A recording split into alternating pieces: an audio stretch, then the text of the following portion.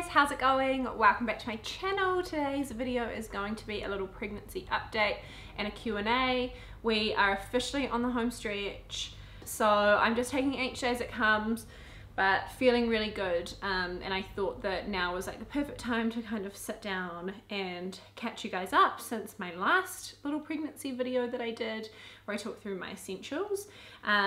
So I've asked you guys to send in any questions that you have, so I've got a list of those that I'll run through, and then I'll just kind of update you throughout the video on how I'm feeling and all that sort of stuff as well. So the first question is to be expected.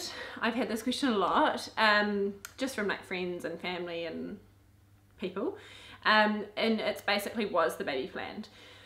So we went off contraception, I think it took us about 8 months before we conceived. So essentially we weren't like trying, but we also weren't not trying. Like, we'd made the decision that I would go off the pill and we would wait and see what happened. Just kind of, you know, not tracking ovulation or anything like that. And then yeah, 8 months later we got pregnant. And it kind of got to the point for me where I was getting a little bit disappointed each month that I got my period, probably for like the last 2 or 3 months particularly, and so I kind of knew that it was the right time. And I think that if we hadn't have fallen pregnant when we did, we would have probably started trying around the end of 2018. So yeah, baby was, I like to say baby was planned, but it was also like a nice surprise as well. Do you know what the sex is? No, we don't. We are not finding out. We haven't found out. We have no idea. It's just something that I've always wanted to do. I've always wanted to have a surprise, particularly for the first, just because I think there's not many times in life that you get to choose whether something's a surprise. And really it doesn't change much apart from, like, I suppose, what you shop for, in terms of those like initial stages, even the first year of whether it's a boy or a girl. And so I really wanted to have a surprise. Mark took a little bit of convincing, but now he's really loving that it's a surprise, and so for us it just feels like baby, and it's gonna be hopefully a little bit of extra motivation at the end for the pushing. Yeah, but we are now that we're on the home stretch, it's even more exciting, not knowing, because it's something else, like an added thing to look forward to find out what little baby Bambi is. Do you have names picked out? We do. We've kind of got like a front runner for like a boy or a girl, but we also have backups, and then I have like a list beyond that of just names in general that I've liked. And to be honest, I've been making a baby names list for years. Like, any girl that says to you that she doesn't have a baby names list who wants to have kids is lying, because like I've had mine building up on my phone for years. And I just kind of would like rattle them out to Mark occasionally, and if he was like, oh yeah, I quite like that one, that was like pretty good for me, so I would put like a little emoji next to it. So we've got a list of names and a list of, like, I guess, front runners as well, but we're gonna wait and see what it looks like. I imagine it coming out looking like him with dark hair, but it could easily come out looking blonde, because I was really blonde as a kid. So who knows? We're just gonna have to wait and see. How did you choose your midwife? I don't even know where to start. Okay, so I found my midwife through a directory called findyourmidwife.org. I talked about it in my pregnancy essentials video, which I will link down below for you. And basically I just went through and read all the profiles. You have to select them by your region. So if you're like on the North Shore, you have to select like North Auckland. If you're central, you click central, etc, etc.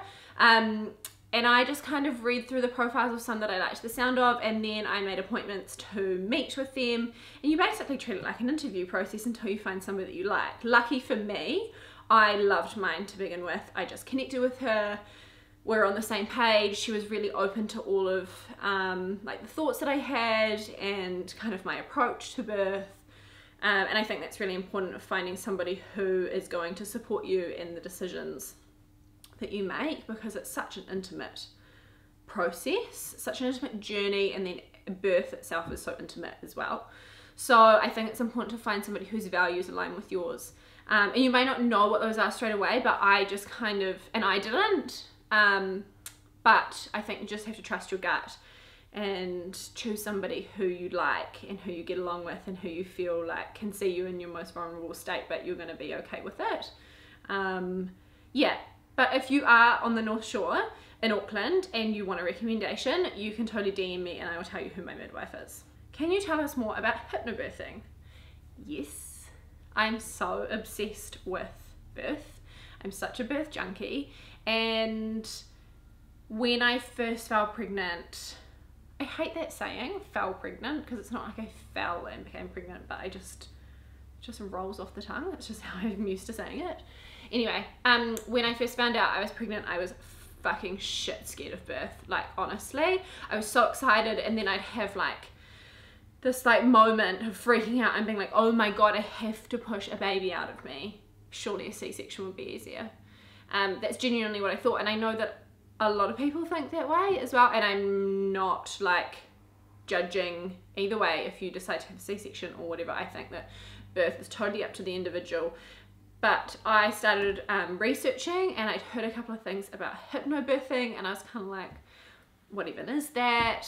Sounds a bit hippy dippy, but really deep down I'm a little bit hippy dippy myself, so I was kind of like, oh, I'll look into it. Basically, hypnobirthing is techniques for managing labor, really. It gives you a really solid foundation and understanding about how your body is designed to give birth naturally, and how intervention can lead to more intervention.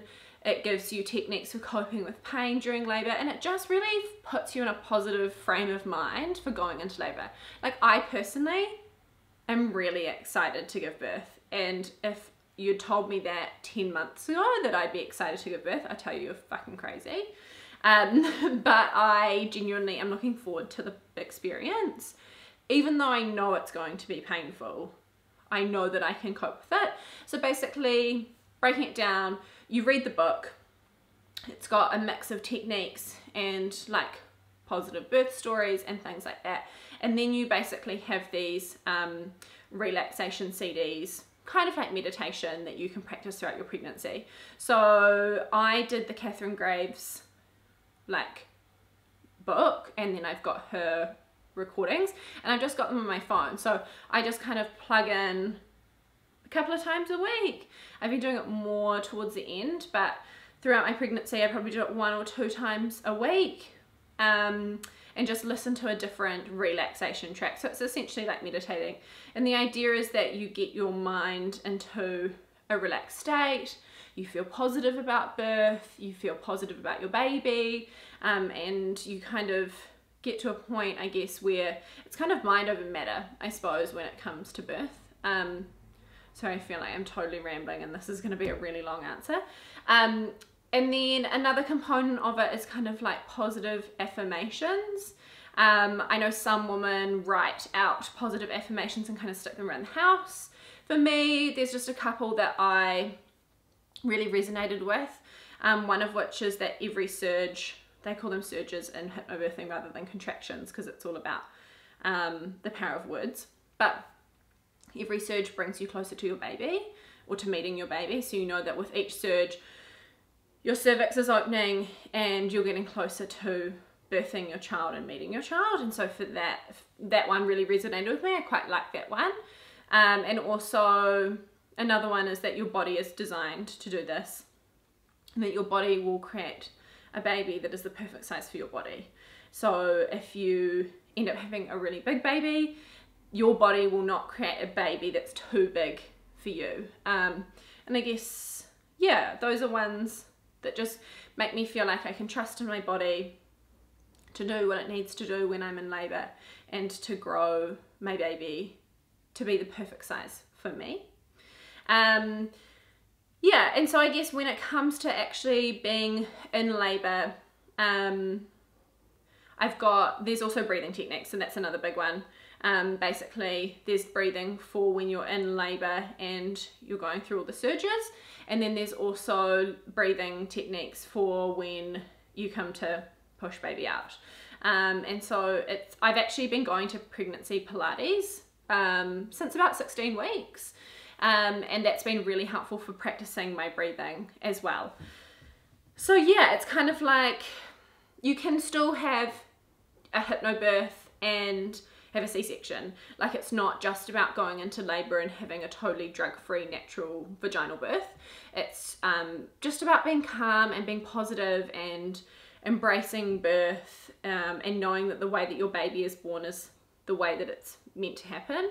But I also think that it's educated me in understanding how intervention, like initial intervention, can lead to more intervention.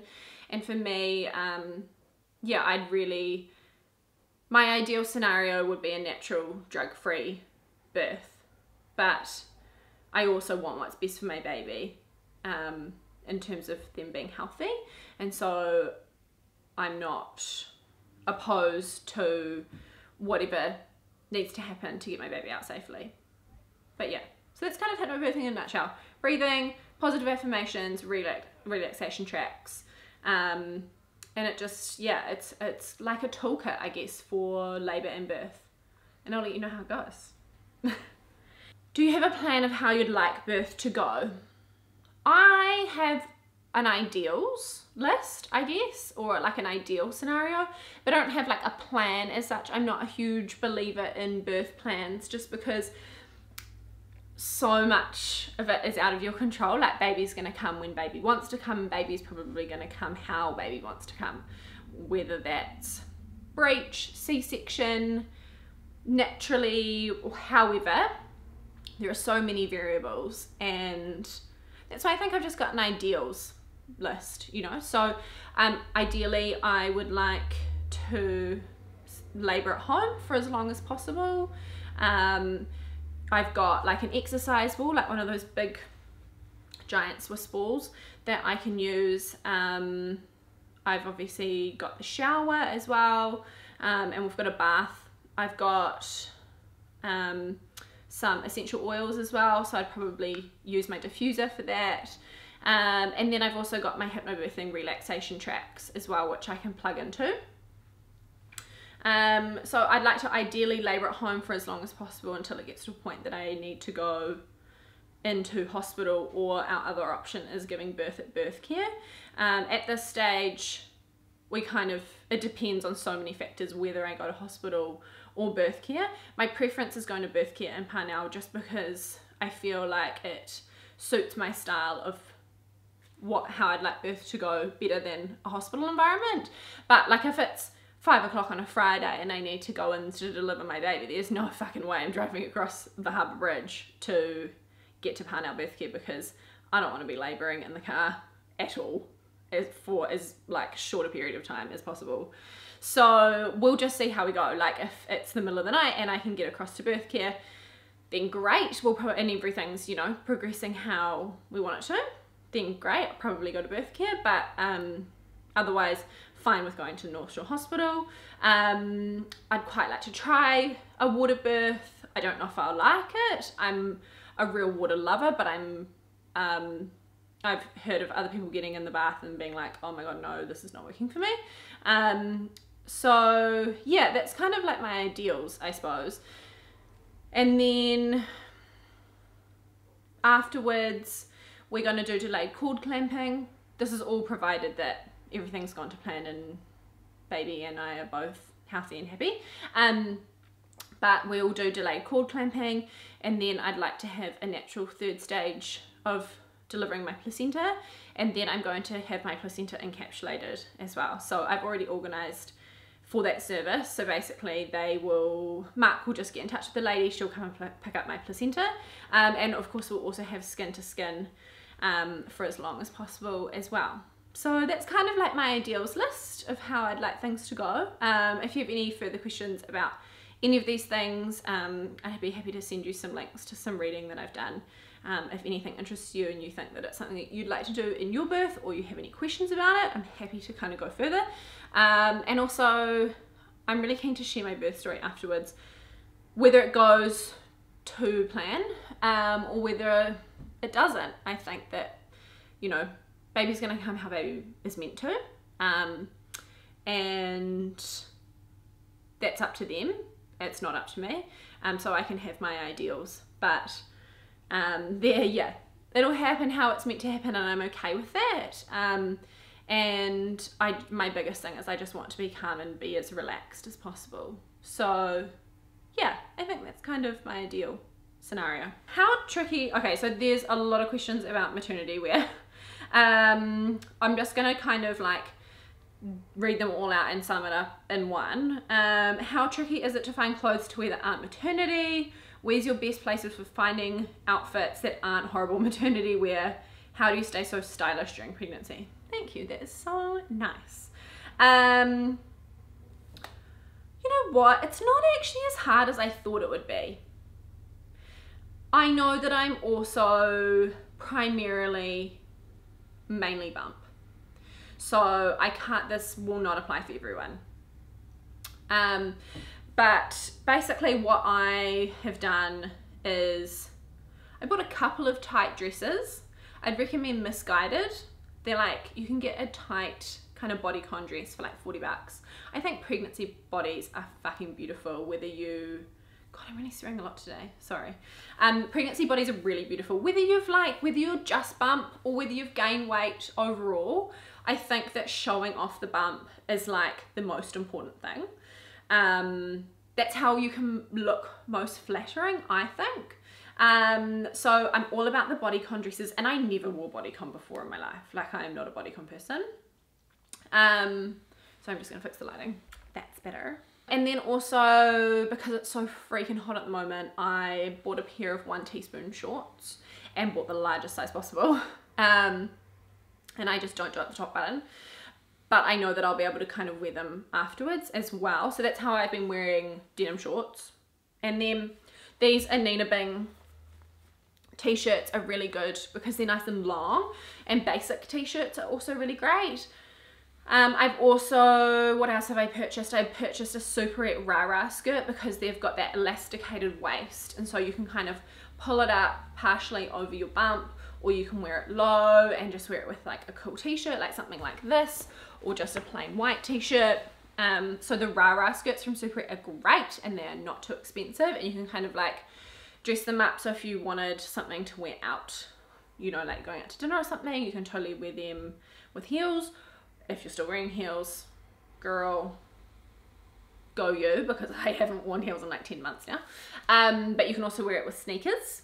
My latest favorite like clothing situation is a linen shorts and shirt set.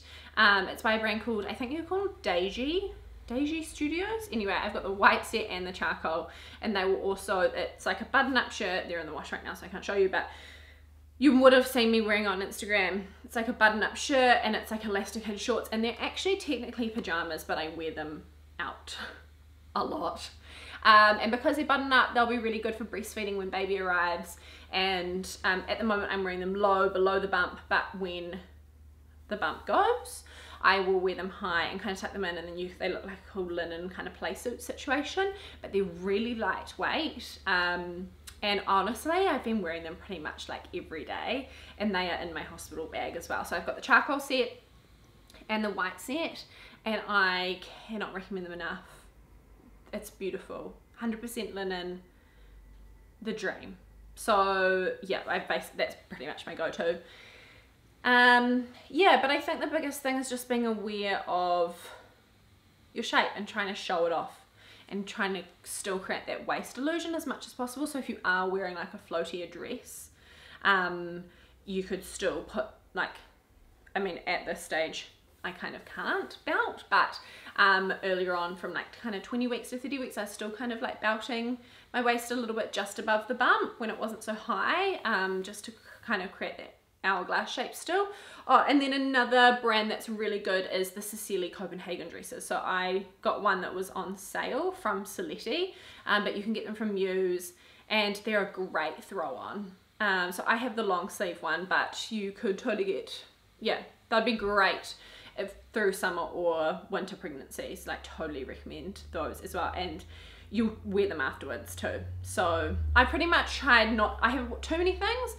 I've tried to buy things that I know I'll be able to wear post as well, rather than buying awful, ugly maternity wear that is like all about like stripes and ruching to show off the bum. Like, girl, no thank you, not into that. Can you recommend any comfortable bras? Yes, I have basically been living in Calvin's the whole time. So yeah, just like the little Calvin's shelf bras. And in terms of like maternity bras, I have recently purchased a couple from Cotton On Body. I don't know how I feel about them yet because I am not yet breastfeeding, so I will let you know if I like them. But I just thought I need a couple of options for while I'm in hospital / birth care. So I got a couple of those and I just got them online. I think it's like 2 for $35 maybe. And then I also went to Kmart and got some of the maternity singlets as well. So it's kind of like a built-in bra and you just unclip and it's like the long singlet. So I've got a couple of those packed in my hospital bag as well. Again, can't tell if I like them yet, but that's currently what I'm using. But in terms of pregnancy, like, ditch the underwire, just, it's all about the comfort, I reckon. What are your tips for sleeping comfortably while pregnant? Get a huge fuck off maternity pregnancy pillow like I have. We've named mine Trevor. And if you go back to my pregnancy essentials video, you'll see Trevor and how massive he is, and I'm still sleeping with him every night. In fact, we went away to the mountain for New Year's and I didn't have him the first couple of nights. I had to ask my sister to bring him down because it was so difficult sleeping without him. So I 100% recommend getting one of those huge, like, he's like a big U shape, he's like the length of my body. But it's a dream. I'm still sleeping like a log. And I put it down to Trevor. What capsule and buggy are you going with? So we have got the Bugaboo Fox and we have got the Maxi Cozy car seat like capsule. And the reason we went with the Maxi Cozy is because it converts to the Fox. So we've got the little clip-in things that we can just like kind of clip the capsule in if we want to. And the reason we went with the Fox is because I've heard great things about Bugaboo. Come highly recommended. It's kind of like the new version of the Chameleon in the sense that it's got all of the same features as the Chameleon, really similar size, but it collapses all in one, so you don't have to do the 2 parts. And it's really great for tall people. I'm 6 foot, Mark's 6'1", and we just really liked the feel of it, so that's why we went with that. I'm really sorry about the lighting, by the way. It's like, it doesn't know what it's doing. I'm relying on natural light right now, and it's like 1 minute it's cloudy, 1 minute sunny. Anyways, is the nursery ready? Can you show us when it's done? Yes, it's 99% done. I got the chair today. That was kind of like my final piece of the puzzle. And then Mark and I are going to hang the artwork, and we've got a couple of shelves and things to pop up tonight. So yes, I can do a little I can do a little nursery tour for you when it's done, maybe like a little vlog style, like real casual sort of thing, and just quickly show you around and tell you where I got everything from. We've actually gone like quite like, I wouldn't say like low budget, but we've been conscious. We haven't gone and got like crazy designer things. Like our cot is like, was like $150 from IKEA. So if you are on a budget for a nursery situation, you might find that helpful. So yes, I can definitely do like a little video of that if you're interested, so let me know. And then what has been the biggest surprise about being pregnant? I guess I'm really proud of my body. And it's not like I went into it thinking that I wouldn't be, but I'm like just quite in awe of, yeah, just how amazing it is. I know that sounds really hippie and weird if you're not one of those people who likes pregnancy. Like, I know that not everybody feels the same way that I do about pregnancy, and I've been very lucky to enjoy it. But yeah, I think I'm just really proud of my body. Like, I'm still going to Pilates. I go to Pilates, like I try go twice a week. And I'm doing adjustments now in terms of like, you know, the instructor will say, you know, if you want to challenge, do this, and I am not in the challenge stage anymore, and that's fine. It took me a while to come to terms with that I need to slow down and just kind of go at my own pace and do what's right for my body. But I'm still really proud of myself for still going. I'm still really active. I'm getting a little bit of swelling these days. The old ankles are not enjoying the heat, but for the most part I felt really good, and I think that's the thing that surprised me the most, is that I thought I would kind of get to this stage. Somebody said to me, oh, you'll get to 34 weeks and you'll want to nap every single day, and I haven't. And I'm not like, I think if you are at 34 weeks and you are napping every single day, like, that's totally all good. I just haven't had to do that, and I think I guess it's one of the benefits of being young and being pregnant. But yeah, I am proud of my body.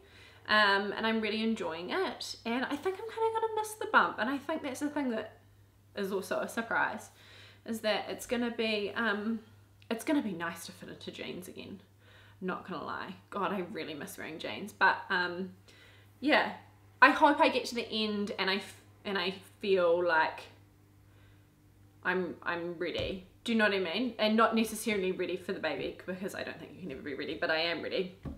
But like ready to kind of move on from pregnancy, because it is such a short time, and I think that if you can embrace it, it can be a really beautiful thing. So I hope I feel that way at the end, that I did embrace it as much as possible, and I think that I will. So yeah, anyway, that's kind of it from me. Hopefully you found this remotely interesting, and that this video isn't too long. If you have any questions, as always, you can just DM me. I'm happy to help. I know that it can be a really scary, overwhelming time, and there's so much information out there.